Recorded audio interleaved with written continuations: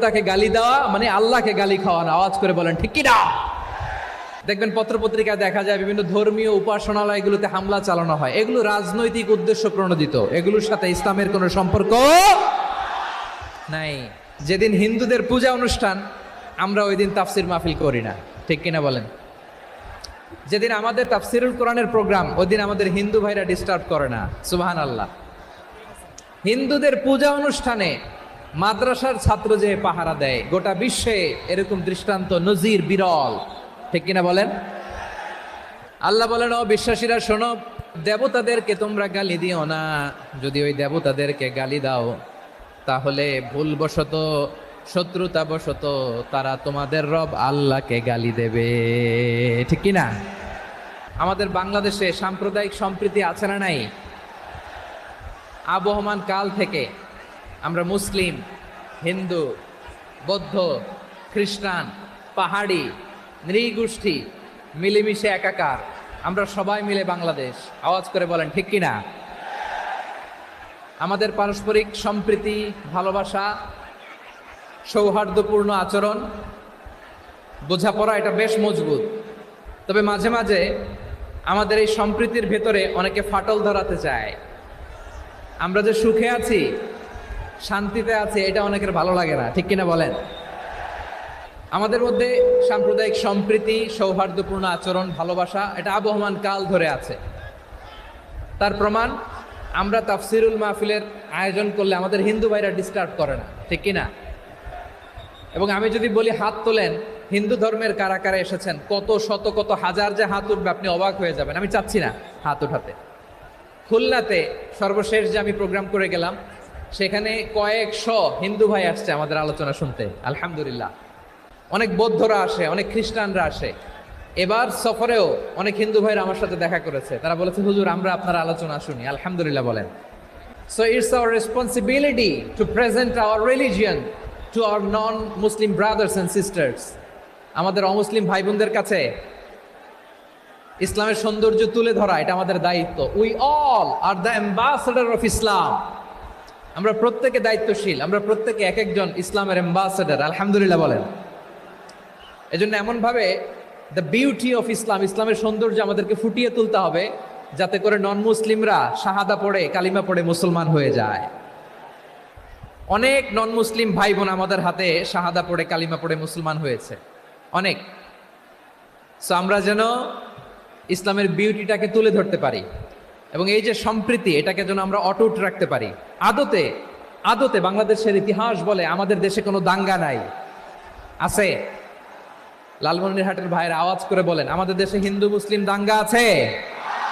আমরা ভাই ভাই, আওয়াজ করে বলুন তো, আমরা কি ভাই ভাই? কিন্তু কিছু দুষ্ট লোক আছে, তারা আমাদের সম্পর্কের মধ্যে ফাটল ধরাতে চায়, ঠিক কিনা বলেন? মাঝে মাঝে ঝগড়া লাগাতে চায়। দেখবেন পত্রপত্রিকায় দেখা যায় বিভিন্ন ধর্মীয় উপাসনালয়গুলোতে হামলা চালানো হয়, এগুলো রাজনৈতিক উদ্দেশ্য প্রণোদিত, এগুলোর সাথে ইসলামের কোনো সম্পর্ক নাই। এজন্য এই দুর্বৃত্তদের ব্যাপারে আমাদের সাবধান থাকতে হবে। আমরা সবসময় যেমনি ঐক্যবদ্ধ, ইউনাইটেড, আমরা যদি এরকম ইউনাইটেড থাকি, এই সমস্ত দুর্বৃত্তদের কালো হাত ভেঙে দিতে আমাদের 1 ঘন্টাও লাগবে না। চিল্লায় বলো ঠিক কি না? আমরা সংঘবদ্ধ থাকবো। এই যে আমাদের পিসফুল কো এক্সিস্টেন্স, শান্তিপূর্ণ সহাবস্থান, যেদিন হিন্দুদের পূজা অনুষ্ঠান আমরা ওই দিন তাফসির মাহফিল করি না, ঠিক কিনা বলেন? যেদিন আমাদের তাফসিরুল কোরআনের প্রোগ্রাম ওই দিন আমাদের হিন্দু ভাইরা ডিস্টার্ব করে না। সুবহানাল্লাহ। হিন্দুদের পূজা অনুষ্ঠানে মাদ্রাসার ছাত্র যে পাহারা দেয়, গোটা বিশ্বে এরকম দৃষ্টান্ত নজির বিরল, ঠিক কিনা বলেন? আইন শৃঙ্খলা বাহিনীর পাশাপাশি মাদ্রাসার ছাত্ররা যে সেখানে পাহারা দেয়, গোটা পৃথিবীতে এই দৃষ্টান্ত আপনি পাবেন। মাদ্রাসার ছাত্ররা, তারা তো কোরআনের ধারক, তারা হাদিসের ধারক, তারা কেন মন্দির পাহারা দিবে? এই সম্প্রীতিকে ধরে রাখার জন্য, এই সৌহার্দ্যকে ধরে রাখার জন্য, আমাদের পারস্পরিক ভালোবাসাকে অটুট রাখার জন্য। আওয়াজ করে বলতে হবে ঠিক কিনা? এখন বলেন, আমাদের এই ভালোবাসা অটুট থাক, আমরা চাই কি চাই না? আমরা হিন্দু মুসলিম মিলেমিশে শান্তিপূর্ণ সহাবস্থান, সাম্প্রদায়িক সম্প্রীতি, লালমনিরহাটের ভাইয়ের আওয়াজ করে বলুন, এই সাম্প্রদায়িক সম্প্রীতি আমরা চাই কি চাই না? আল্লাহ এই দেশকে তুমি বরকতময় করো, বাংলাদেশকে তুমি শান্তিময় করো। আওয়াজ করে সবাই বলেন আমিন। প্রিয় ভাইরা, আমি বলেছিলাম আমার আলোচনার বিষয় হচ্ছে শান্তিপূর্ণ সহাবস্থান, সাম্প্রদায়িক সম্প্রীতি। আমরা দেখব ইসলাম আমাদেরকে কি কি দিক নির্দেশনা দেয়। আমরা দেখব যে রাসূল সাল্লাল্লাহু আলাইহি ওয়াসাল্লাম এই পিসফুল কোএক্সিস্টেন্সের জন্য আমাদের কি শিখিয়েছেন, কি কি গাইডলাইন দিয়েছেন। আমরা 1, 2, 3, 4 করে এগুলো আপনাদের সাথে শেয়ার করব। আমি আপনাদের খেদমতে সূরাতুল আনআমের 108 নম্বর আয়াত তেলাওয়াত করেছি। এখানে আল্লাহ রাব্বুল ইজ্জা ওয়াল জালাল তিনি ইরশাদ করছেন, ওয়ালা তাসুব্বুল্লাযীনা ইয়াদউনা মিন দুনিল্লাহি ফায়াসুব্বুল্লাহা আদওয়াম বিগাইরি ইলম কাযালিকা যায়্যান্না লিকুল্লি উম্মাতিন আমালাহুম সুম্মা ইলা রাব্বিহিম মারজিউহুম ফায়ুনাব্বিউহুম বিমা কানু ইয়ামালুন। রব্বুল আলামিন বলেন, গোলাম ও আমার ইমানদার বান্দারা শোনো শোনো, লা তাসুব্বুল্লাযীনা ইয়াদউনা মিন দুনিল্লাহ ফায়াসুব্বুল্লাহা আদওয়াম বিগাইরি ইলম। আল্লাহ বলেন, ও বিশ্বাসীরা শোনো, যারা আল্লাহকে বেছে রেখে দেব দেবীর পূজা করে, অন্য উপাস্যের পূজা করে, তাদেরকে ডাকে, ওই দেবতাদেরকে তোমরা গালি দিও না। যদি ওই দেবতাদেরকে গালি দাও তাহলে ভুলবশত, শত্রুতাবশত তারা তোমাদের রব আল্লাহকে গালি দেবে, ঠিক কি না? তোমরা যদি তাদের দেবতাদের গালি দাও, ওরা রেগে তোমার আল্লাহরে গালি দিবে। রব্বুল আলামিন বলেন, খবরদার বিশ্বাসীরা, আল্লাহ ছাড়া যারা অন্যান্য উপাস্যদেরকে ডাকে, দেবতাদেরকে ডাকে, তাদেরকে তোমরা গালি দিও না। ওই সমস্ত দেবতাদেরকে যদি তোমরা গালি দাও তাহলে তারা আল্লাহকে গালি দিবে, ঠিক কিনা বলেন? আমরা দেবতাদের গালি দিলে ওরা আল্লাহকে গালি দিবে। রব্বুল আলামিন বলেন, খবরদার দেবতাদেরকে গালি দিও না, তাহলে ওরা তোমার রব আল্লাহরে গালি দেবে। প্রতিটি জাতির জন্য তাদের কাজকে আমি আল্লাহ সুশোভিত করে রেখেছি, তারা সবাই একদিন আমার কাছেই ফিরে আসবে। এরপর আমি রব্বুল আলামিন তাদের আমলনামা তাদেরকে জানিয়ে দেব। সুবহানাল্লাহ পড়ে। অন্য ধর্মের দেবতাদেরকে যে গালি দেয়া যাবে না, এই আদেশটা কার? আরো জোরে বলুন, কার? গালি দিবেন কোন দেবতাকে? দিবেন? যদি দেন তাহলে ওরা আল্লাহরে গালি দিবে। তাহলে আল্লাহরে গালি খাওয়াইলো কে? আপনি, ঠিক কিনা বলেন? আমি আল্লাহকে গালি খাওয়ানোর কারণ হলাম, কারণ আমি যদি গালি না দিতাম ওরা আমার রবকে গালি দিত না। আওয়াজ করে বলেন, ঠিক কিনা? তাহলে প্রিয় ভাইয়েরা, ইসলাম আমাদেরকে শিখায়, সূরাতুল আনআমের 108 নম্বর আয়াত থেকে আমরা বুঝলাম কোনো ধর্মকে ছোট করা যাবে না। অন্য ধর্মকে ছোট করা মানে ইসলামকে ছোট করা। অন্য ধর্মের দেবতাকে গালি দেওয়া মানে আল্লাহকে গালি খাওয়ানো। আওয়াজ করে বলেন, ঠিক কিনা? খবরদার, এটা করা যাবে না। আর অন্য ধর্মের দেবতাকে যদি আপনি গালি দেন, ওরা ইসলাম থেকে দূরে সরে যাবে। যাও ইসলামের প্রতি আকৃষ্ট হয়েছিল আর কোনোদিন ইসলামের ধারে কাছে আসবে না। আওয়াজ করে বলেন, ঠিক কিনা? গালি দিব না, বরং ইসলামের beauty, the beauty of Islam, ইসলামের সৌন্দর্যকে আমরা তুলে ধরব। আমরা যদি বিশ্বনবী সাল্লাল্লাহু আলাইহি ওয়াসাল্লামের জীবনের দিকে তাকাই তাহলে আমি দেখব বিষ্ণু ইসলাম মক্কাতে কিংবা মদিনাতে অন্য ধর্মের লোকদের সাথে খুব পিসফুলি লাইফ লিড করেছেন। হোক মুশরিক, হোক খ্রিস্টান, হোক ইহুদি, বিশ্বনবী সবার সাথে মিলেমিশে ছিলেন। আলহামদুলিল্লাহ বলেন। ইসলাম হচ্ছে পিসফুল রিলিজিয়ান। অন্য ধর্মের প্রতি সহনশীলতার সবক ইসলাম আমাদেরকে দেয়। কিন্তু প্রতিটি মুসলিমের এটা মনে রাখতে হবে, আল্লাহর কাছে পছন্দনীয়, গ্রহণযোগ্য ধর্ম, জীবনাদর্শ একটি, সেটা হচ্ছে ইসলাম। আওয়াজ করে বলেন, সেটা কি? লালমনিরহাটের ভাইয়েরা আওয়াজ করে বলুন, আল্লাহর কাছে মনোনীত ধর্ম একটি, সেটা কি? এজন্য রব্বুল আলামিন বলেন, ইন্নাদ-দীনা ইনদাল্লাহিল ইসলাম, আল্লাহর কাছে মনোনীত, গ্রহণযোগ্য, অ্যাকসেপ্টেড ধর্ম, মতাদর্শ একটা, সেটা হলো ইসলাম। ইসলাম ছাড়া অন্য কোনো ধর্ম যদি কেউ তালাশ করে, তার ওই ধর্ম আল্লাহ গ্রহণ করবে না। ওমাইয়াবতাগি গায়রাল ইসলামি দীনান ফালাই ইউকবালা মিন ওয়া হুয়া ফিল আখিরাতি মিনাল খাসিরিন।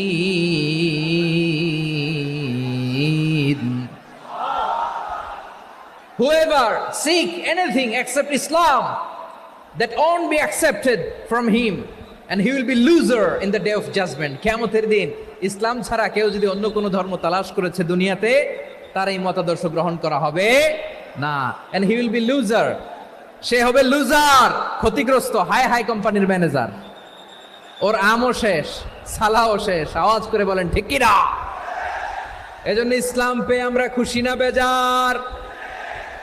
প্রত্যেক নামাজ শেষে আমরা আল্লাহরে বলি, আল্লাহ রাদিতু বিল্লাহি রাব্বা ওয়া বিল ইসলামি দীনা ওয়া বি মুহাম্মাদিন নাবিয়ান ওয়া রাসূলা। ও আল্লাহ, তোমারে রব হিসেবে পেয়ে আমরা খুশি। ও আল্লাহ, ইসলামকে ধর্ম হিসেবে পেয়ে আমরা খুশি। বিশ্বনবীকে আমাদের রাসূল পেয়ে আমরা খুশি। ঠিক কিনা বলেন? ইসলাম ছাড়া অন্য কোনো ধর্ম আমরা গ্রহণ করব না। ঠিক কিনা বলেন? আল্লাহর কাছে অ্যাকসেপ্টেড রিলিজিয়ান একটা, সেটা ইসলাম। তো বিশ্বনবী সাল্লাল্লাহু আলাইহি ওয়াসাল্লাম মক্কাতে কিংবা মদিনাতে খুব পিসফুলি এক্সিস্ট করেছেন, যে কোনো ধর্মের সাথে মিলেমিশে চলেছেন। তার প্রমাণ আমরা যদি রাসূল সাল্লাল্লাহু আলাইহি ওয়াসাল্লামের বায়োগ্রাফির দিকে তাকাই, তাহলে দেখব তিনি মুশরিকদের সাথে পিস ট্রিটি করেছেন, শান্তি চুক্তি, পিস ট্রিটি, পিস এগ্রিমেন্ট। আপনারা হুদাইবিয়ার সন্ধির নাম শুনেছেন? আমার লালমনিরহাটের কলিজার টুকরা ভাইয়েরা, হুদাইবিয়ার সন্ধির নাম আপনারা শোনেন নাই? 6ষ্ঠ হিজরিতে বিষ্ণু ঈসা ইসলাম মুশরিকদের সাথে এই ট্রিটি করেছেন, চুক্তি। কাদের সাথে? মুশরিকদের সাথে। আমরা তো মুসলমান বসতে পারি না। আমরা দুই মুসলিম ভাই একসাথে বসে চা খেতে পারি না, গল্প করতে পারি না। বিষ্ণু ঈসা ইসলাম মুশরিকদের সাথে ট্রিটি করেছেন, হুদাইবিয়ার সন্ধি। এই সন্ধির আগে মক্কা থেকে কেউ মদিনায় যেতে পারে না, মদিনা থেকে কেউ মক্কায় যেতে পারে না। কিন্তু এই সন্ধির পরে ট্রাফিক স্বাভাবিক হয়ে গেল।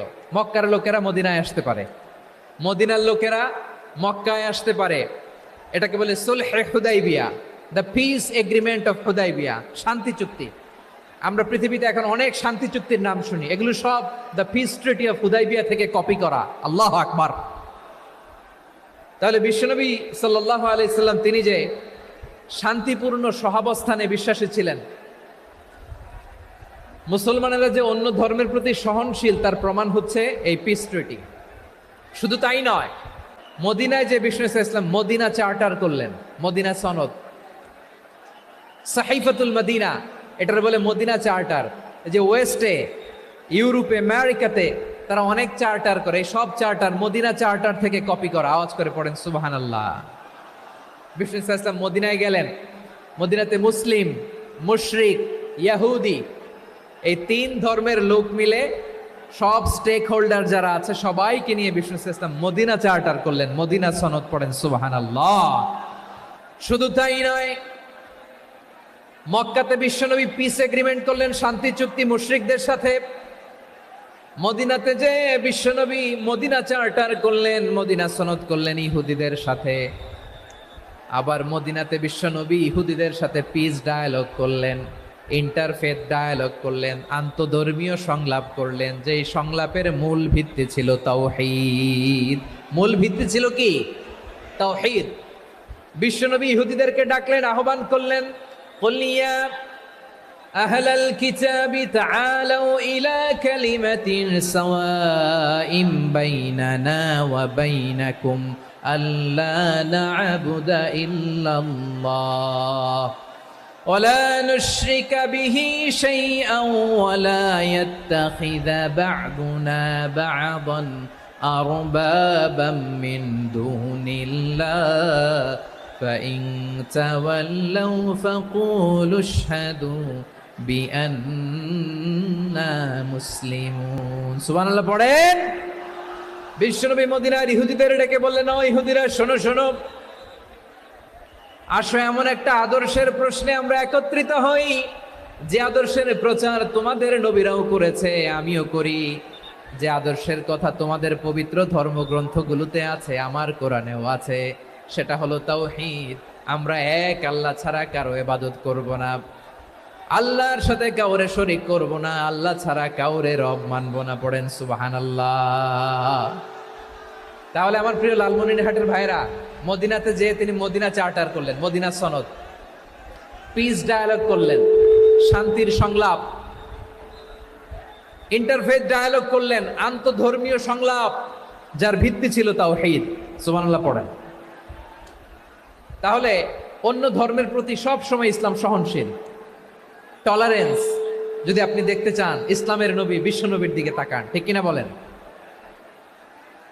আমরা তো সংখ্যালঘুদের রাইটস প্রোটেক্ট করার জন্য কত আইন বানাই, কত বৈঠক করি, কত সংবাদ সম্মেলন করি।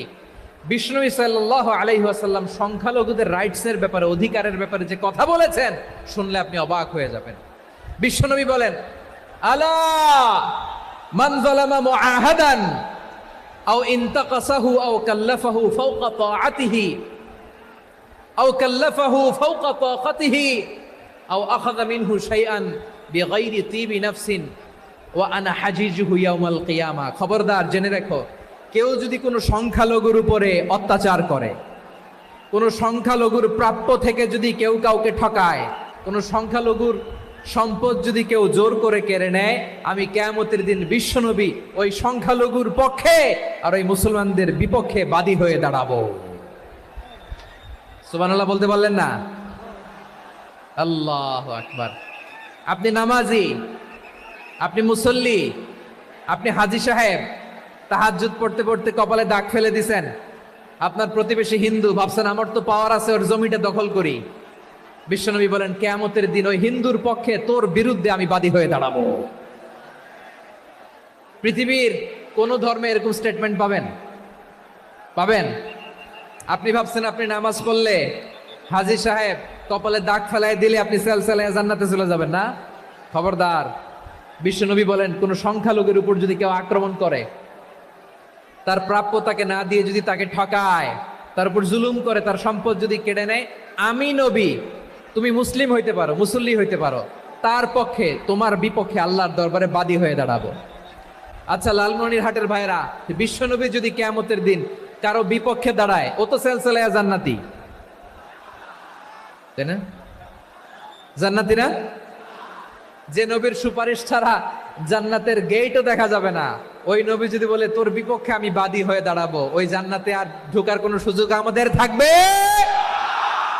এখানেই শেষ না আমার প্রিয় লালমনিরহাটের ভাইয়েরা, এখানেই শেষ নয়। বিশ্বনবী বলেন, মান কাতালা মুআহাদান, বুখারীর বর্ণনা, মান কাতালা মুআহাদান লাম ইয়ারাহ রাইহাতাল জান্নাহ।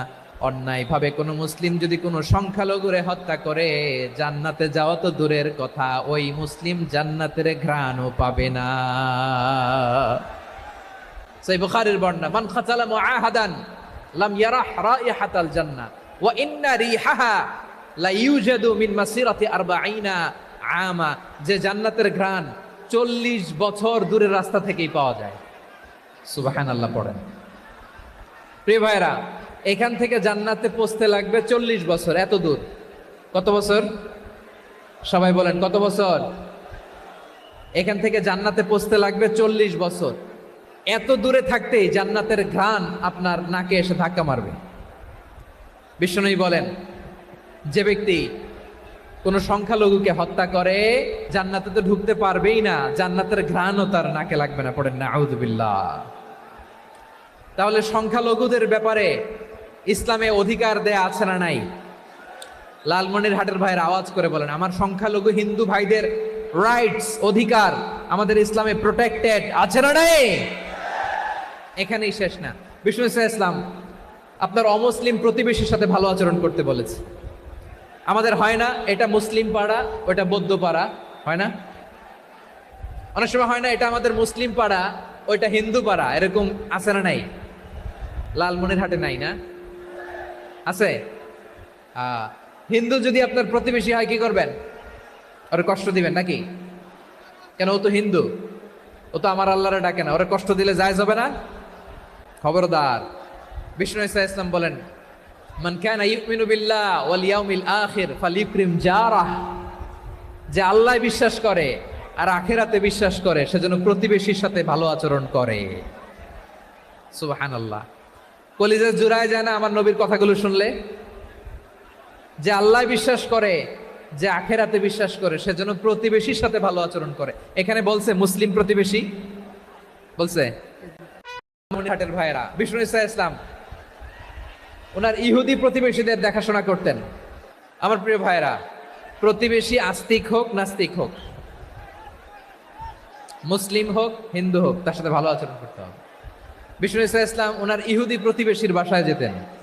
কোন প্রতিবেশী? ইহুদি। আওয়াজ করে বলেন, কোন প্রতিবেশী? ইহুদি।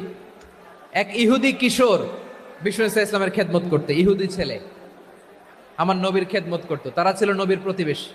তো অনেক দিন হয় ইহুদি ছেলেটা আসে না। বিষ্ণুনবী খোঁজ দিলেন, ঘটনা কি? একটা ইহুদি ছেলে না আমার খেদমতে আসতো, ছেলেটা কই? খোঁজ নিয়ে জানলেন ছেলেটা অসুস্থ। বিষ্ণু ইসা ইসলাম ওই ইহুদির বাড়িতে চলে গেলেন ওই ছেলেটাকে দেখা করার জন্য, ভিজিট করার জন্য। সুবহানাল্লাহ পড়বেন না? গেলেন, যে দেখে ইহুদি ছেলেটা মুমূর্ষ, যান যান যায় যায় ভাব, বিছানায় পড়ে আছে, তার বাবা দাঁড়ানো। বিশ্বনবী তার মাথার পাশে বসলেন, মাথায় হাত বুলিয়ে দিলেন, আর ছেলেটাকে বললেন, আসলিম, হে ইহুদি ছেলে, আসলিম, ইসলাম ধর্ম গ্রহণ করো। তো ছোট্ট ছেলে ভাবে আমরা ইহুদি, এখন ইসলাম ধর্ম গ্রহণ করলে আব্বা যদি বকা দেয়, ফানাযারা ইলা ওয়াজহি আবি, ছেলেটা তার বাবার চেহারার দিকে তাকালো, দেখি আব্বা কি কয়। আব্বা যদি বলে তাইলে ইসলাম ধর্ম গ্রহণ করবে। ইহুদি ছেলেটা তার বাবার দিকে যখন তাকালো, ওর বাবা বলে, আতি আবুল কাসিম, আবুল কাসিম যা বলে তাই করো। আবুল কাসিম হচ্ছে বিষ্ণু ইসা ইসলামের একটা কুনিয়াত, উপনাম। আমার রাসূলের বড় ছেলের নাম ছিল কাসেম। যেমন দেখবেন আমাদের এলাকায় কারো ছেলের বড় ছেলের নাম যদি হয় আব্দুল্লাহ, এরা আব্দুল্লাহর বাপ বলে ডাকে। কারো বড় মেয়ের নাম যদি হয় ফাতেমা, এরা কি ডাকে? ফাতেমার বাপ বলে না? তো বিষ্ণু ইসা ইসলামের বড় ছেলের নাম ছিল কাসেম। ইহুদি বাবা বলল, আতি আবুল কাসেম, আবুল কাসেম যা বলে তাই শোনো, মানে মোহাম্মদ যা বলে তাই শোনো। এই কথা শুনে ছেলে সাহস পাইছে, ছেলে আবার পড়তে আরম্ভ করলো, আশহাদু আল্লাহ ইলাহা ইল্লাল্লাহ ওয়া আশহাদু আন্না মুহাম্মাদার রাসূলুল্লাহ, পড়েন আল্লাহু আকবার। বিশ্বনবীর আহ্বান শুনে ওই আহ্বানে সাড়া দিয়ে ইহুদি ছেলে শাহাদা পড়ে মুসলমান হয়ে গেল। তার হৃদয়টারে ইমানের নূর দিয়ে আলোকিত করে দিল কে? প্রিয় ভাইরা, এবার রাসূল সাল্লাল্লাহু আলাইহি ওয়াসাল্লাম বের হয়ে আসলেন ঘর থেকে, আর বললেন, আলহামদুলিল্লাহিল্লাযী আনকাযাহু মিনান নার, প্রশংসা সে আল্লাহর যে আল্লাহ জাহান্নামে চলে যাচ্ছিল প্রায় এমন একটা লোককে মুহূর্তের মধ্যে কালেমায়ে শাহাদাতের বদৌলতে জান্নাতি বানায় দিলেন। আওয়াজ করে পড়েন সুবহানাল্লাহ। এই হাদিস থেকে আমরা কি শিখলাম? What is the moral of the story? এক নম্বর স্টোরি হলো, প্রতিবেশী ইহুদি হোক হিন্দু হোক, যাবেন, সুসম্পর্ক রাখবেন, উপহার দিবেন, বিপদে পাশে দাঁড়াবেন, তাইলেই তো আপনাদের প্রতি, মুসলমানদের প্রতি তারা আকৃষ্ট হবে, ঠিক কিনা বলেন? আপনি যদি হিন্দুদের সাথে বৌদ্ধদের সাথে নাই মিশেন, নাস্তিকের কাছে নাই যান, তো ইসলামের সৌন্দর্যটা ওরা বুঝবে কেমনে? আমার অনেক হিন্দু পরিচিত ভাই আছে, ওরা আমাদের ইফতারির প্রোগ্রামে এসে একসাথে ইফতারি করে। অনেক মদখোর আমার সাথে বসে একসাথে ডিনার করে, হাফ প্যান্ট পরা, গলায় স্বর্ণের চেইন, হাতে স্বর্ণের ব্রেসলেট, আইসা আমার সাথে ডিনার করছে, আছে এরকম। গাঁজাখোর, আমি বলি আসো, welcome welcome to my dinner, আসো বসো। বসলেই তো আমি ওর ডিএনএ, চিন্তার ডিএনএ চেঞ্জ করে দেওয়ার সুযোগ পাবো, চিল্লায় বলো ঠিক কি না? আসতে হবে আমার কাছে। Hour door is open, the door of Islam is open 24/7। সব সময় আমাদের ইসলামের দরজা আমার অমুসলিম ভাইদের জন্য খোলা আছে না নাই? এই হাদিস থেকে দুইটা শিক্ষা। এক নম্বর শিক্ষা, প্রতিবেশী মুসলিম হোক অমুসলিম হোক, যান, অসুস্থ হইলে একটু আপেল নিয়ে যান, আঙ্গুর নিয়ে যান, কমলা নিয়ে যান, তাদের সাথে ভালো আচরণ করেন। ইসলামের বিউটি দেখে, সৌন্দর্য দেখে অবাক হবে, নসিব ভালো হলে কোনোদিন কালিমা পড়ে মুসলমান হয়ে যাবে, ঠিক কিনা বলেন? তাহলে অমুসলিমের সাথে ভালো সম্পর্ক। বিশ্বনবী ইহুদির বাড়িতে গেলেন, ইহুদির বাড়ি, আর আমার মুসলমান ভাই আমার কাফের বলে, এরকম আছে না নাই? হ্যাঁ, মুসলিমরা দেখতে পারে না, সহ্য করতে পারে। বিষ্ণু ইসলাম ইহুদির বাড়িতে গেলেন, এটা একটা শিক্ষা। আচ্ছা, দুই নম্বর শিক্ষা হলো, বিষ্ণু ইসলামের খাদেম ছিল ইহুদি, এতদিন খেদমত করলো, একদিনও বিশ্বনবী ওরা কালিমার দাওয়াত দেয় নাই। কারণ কি? বিশ্বনবী একটা ভালো সময়ের অপেক্ষা করতেছিলেন, প্রপার টাইমিং। দায়ীর কাজ হচ্ছে দাঈ ইলাল্লাহ, সে হচ্ছে সুযোগ সন্ধানী। দায়ী সুযোগ খোঁজে, কখন দাওয়া দিলে ব্যাটে বলে হবে, ঝোপ বুঝে কোপ মারে, ঠিক কিনা বলেন? বিষ্ণু ইসলাম ভালো সময়ের অপেক্ষা করতেছিলেন, দেখি ভালো সময় আসুক আসুক আসুক আসুক। আস্তে আস্তে এমন সময় আসছে, ছেলে এবার মুমূর্ষ, অসুস্থ ব্যক্তির হৃদয় অত্যন্ত নরম থাকে। হসপিটালে যখন কেউ যায় তার হৃদয়টা বড্ড নরম থাকে, মৃত্যুর ভয়ে তার অন্তরটা নরম থাকে, ঠিক কিনা বলেন? এই প্রপার টাইমিং এর অপেক্ষা করতেছিলেন, যখনই টাইমিং পেয়েছেন দাওয়াত দিলেন, পড়ো লা ইলাহা ইল্লাল্লাহ, সুবহানাল্লাহ পড়েন সবাই।